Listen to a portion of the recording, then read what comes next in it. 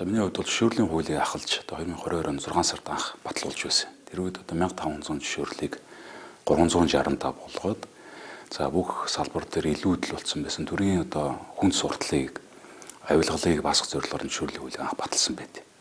За тэгээ 365 зөвшөөрлөлтөй болоод 2022 оны 6 сараас хойш баталсан цаг хугацаанаас хойш үндсэндээ 3 удаа улсын хурлаас хуулийн хэрэгжилтийг шалгах ажлын хэсэг байгуулж за хуулийн хэрэгжилттэй холбоотой санал дүгнэлтүүдэд бэлдээд 2024 оны 11 сараас хойш одоо учрал гишүүн за тухайн үед одоо хэрэглэх газрын дарга байсан.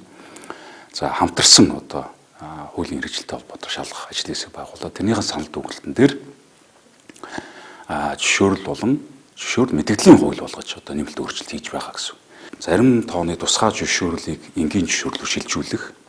За мөн зарим зөвшөөрлүүдийг мэдээлэл болгож одоо болгож байгаа гэсэн. За мэдээлэл гэдэг нь томьёолыг нь оруулж өгөөд иргэн аж ахуй нэгж тухайн үйл ажиллагаа эрхлэхдээ өөрийнх нь байршил аж ахуй нэгжийн одоо бүртгэл нэрийг оруулаад за би энэ байршил дээр ийм үйл ажиллагаа эрхлэж байна гэд тэр эрхийг байгууллагада мэдээлэл хүргүүлээд болоо. Тэгээд шууд үйл ажиллагаа эрхэлж болно гэсэн. Тэгэхээр гар үсэг цуглуулах, тэр нөө ажлын байрны дүгнэлт гаргуулах ямар нэгэн бичиг цаасны ажил хийхгүйгээр ажиллаа эхэлж болно гэсэн.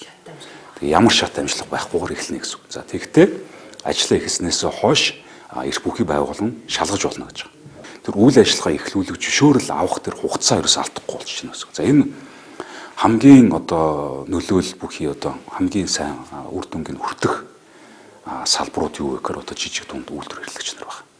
Ягаад тэгэхээр зөвшөөрөл авахд асрыг хугацаа зарцуулдаг, асрын хэмжээний зардал гардаг. Тэр зардлыг нь бүгд байхгүй болгож байна гэсэн. Ингэснээр одоо манай бизнес эрхлэх орчин илүү эрүүл болно. Хүн сурал багасна гэсэн. За авилгалыг одоо суураар нь багасна гэсэн.